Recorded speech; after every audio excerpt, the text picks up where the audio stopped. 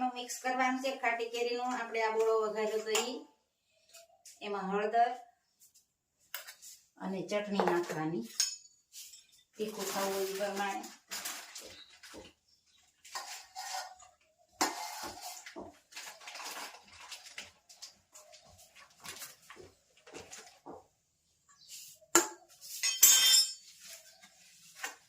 વધારે તીખું ખાવું હોય તો વધારે નાખવાની, જે પ્રમાણે તીખું ખાવું એ પ્રમાણે ચટણી. ખાટી કેરીનું અથાણું કરવાનું છે. એમાં હળદર અને ચટણી બે ઉમેરવાનું. તીખું ખાવું હોય એ પ્રમાણે ચટણી નાખવાની અને મિક્સ કરવાનું છે.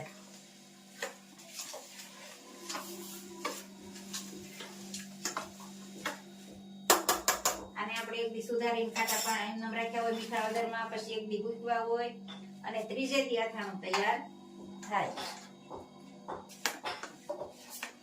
સરસ મજાની બે ખાટી કેરીનો બોળો તૈયાર થઈ ગયો છે અને અથાણું પણ તૈયાર થઈ ગયું છે. બહેનો બધી કોમેન્ટ કરજો, ખૂબ સરસ મજાની કોમેન્ટ કરી રહ્યા છે બધી બહેનો. આપનો ખૂબ ખૂબ આભાર બધી બહેનોનો. એટલે મસ્ત મજાનું અથાણું સવારે નાસ્તા જોડે મજા આવે ખાટી કેરીનું અથાણું ખાવામાં.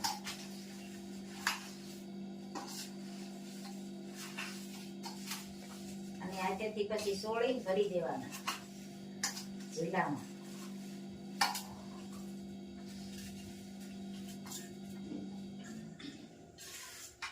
આમાં વધારે ગોળો ખાવો હોય તો વધારે ગોળો પણ નાખાય અને ઓછો ખાવો હોય તો ઓછો પણ નાખી શકે.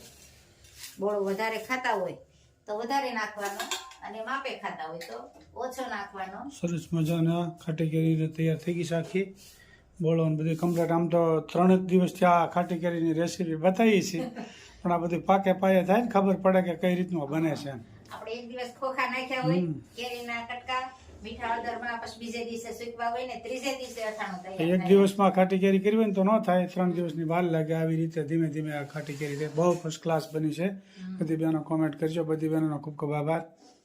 લાઈક કરો, શેર કરો, સબસ્ક્રાઇબ કરો અને કોમેન્ટ કરો. Bye bye. જાનું આ બધું મિક્સ કરવાનું. બરોબર છે. ડોડા ને પાલક થોડોક છે ઓલા ઢોકળામાં નાખવાનો છે. મિક્સ કરીને પછી મૂકવાના. સરસ મજાનું તૈયાર થઈ રહ્યું છે અત્યારે. આ મકાઈ નાખીને બહુ મસ્ત લાગે. ઢોકળા પલાળવાના છે. હા હા, ઈ ઓલા આ તો વિલાયતી. વિલાયતી. હા, પીળા કલરના ઢોકળા ઓલા દેશી હતા. વિલાયતી. અને મકાઈ ભેળવવાની છે ને પાછી. મકાઈ લીધી છે. મકાઈ બહુ સ્વાદિષ્ટ લાગે અને મકાઈના તો એટલા બધા સ્વાદ આવે એની કોઈ જવા દો વાત. વિડીયો જોવા વાળાને એમ થાય કે આ ઢોકળામાં તડી પાક દે છે, પણ અમારે કામ જ આ છે બધું.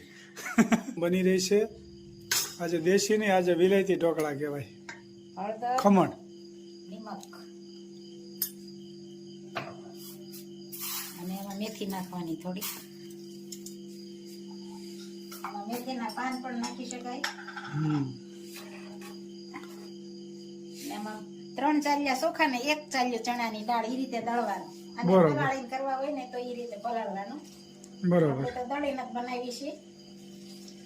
બહેનો ખાસ રેસીપી જોઈજો. આ બધું અમે આ રીતનું બનાવીએ છીએ.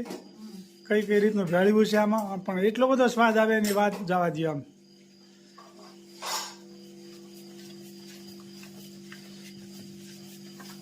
પીળા ઢોકળા બનશે મસ્ત મજાના અને આપણે સરસ મજાનો હાથો આવી જાય.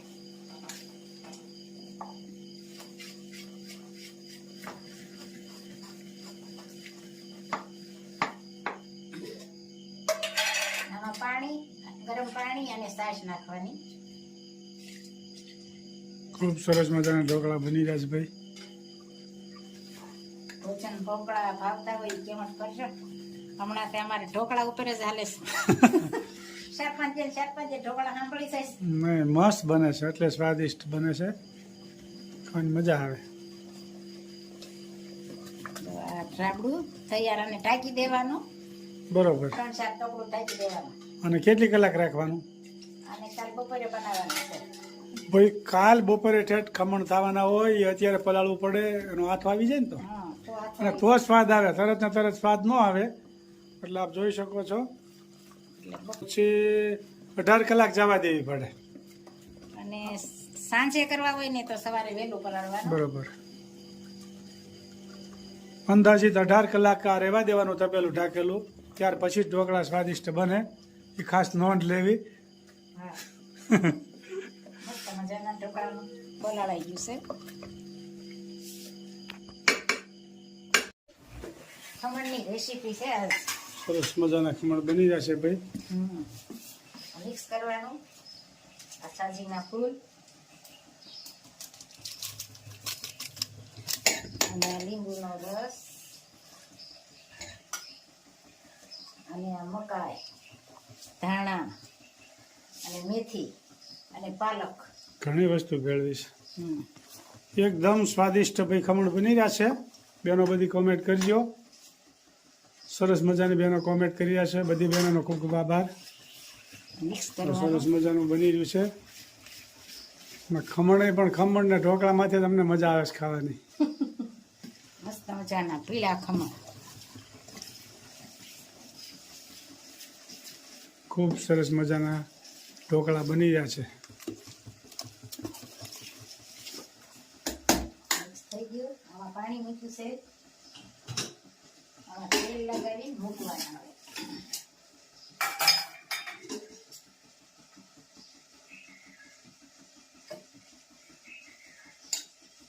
સરસ મજાના ખમણ બનશે. ભાવતા હોય તો કોમેન્ટ કરજો.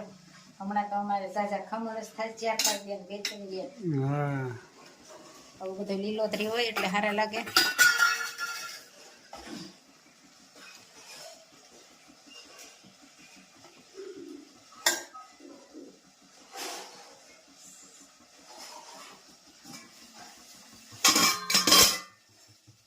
સરસ મજાની ડીશ મુકાઈ ગઈ છે.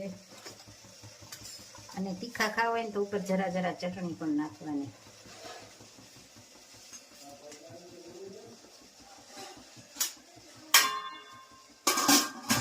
સરસ મજાના ખમણ હવે થોડી જ વારમાં તૈયાર થઈ જાય. મસ્ત મજાના ખમણ અને રગડો પણ તૈયાર. ખૂબ સરસ મજાના ખમણ બની રહ્યા છે. બધા કોમેન્ટ સારી સારી કરી રહ્યા છે તો બધાનો ખૂબ ખૂબ આભાર. બધાને જય સ્વામિનારાયણ, જય શ્રી કૃષ્ણ, જય જિનેન્દ્ર ને જય સિયારામ ને હર હર ભોલે મહાદેવ. લેખ લખ્યા નવ જાય દેતાના, લેખ લખ્યા નવ જાય. રાજા દશરથ ને 4 દીકરા, રામ તે વનમાં કેમ જાય. વદેતાના